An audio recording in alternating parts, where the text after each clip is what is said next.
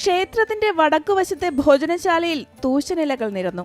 വിഭവങ്ങൾ ഓരോന്നായി ഇലകളിലേക്ക് എത്തുമ്പോൾ ആവേശത്തോടെ കാത്തിരിക്കുകയായിരുന്നു വാനരസംഘം.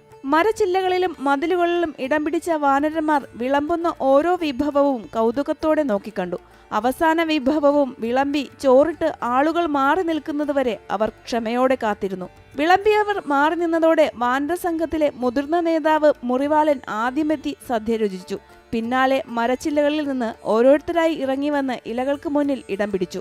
കൗതുകമുണർത്തുന്ന കാഴ്ചകൾക്കാണ് പിന്നീട് ഭോജനശാല സാക്ഷ്യം വഹിച്ചത്.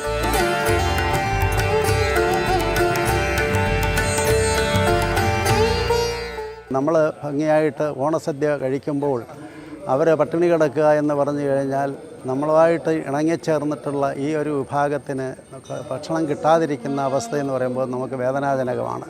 അന്ന് അത് മനസ്സിലാക്കിയാണ് ഉത്രാട ദിവസം അവർക്ക് എൻ്റെ കണക്കായിട്ട് ഉത്രാട സദ്യ പല വിഭവങ്ങളോടുകൂടി ഇവിടെ കൊടുത്തു വരുന്നത്. അമ്മമാർ കുഞ്ഞുങ്ങളെ ഒപ്പമിരുത്തി ഭക്ഷണം വാരി നൽകി. കുഞ്ഞുങ്ങൾ മുതൽ മുത്തശ്ശന്മാർ വരെയുള്ള വാനരന്മാർ തമ്മിൽ ഇണങ്ങിയും പിണങ്ങിയും അല്പം കുറുമ്പോടെ അടുത്ത ഇലകളിലേക്ക് കൈകടത്തിയുമൊക്കെ സദ്യ ആസ്വദിച്ചു.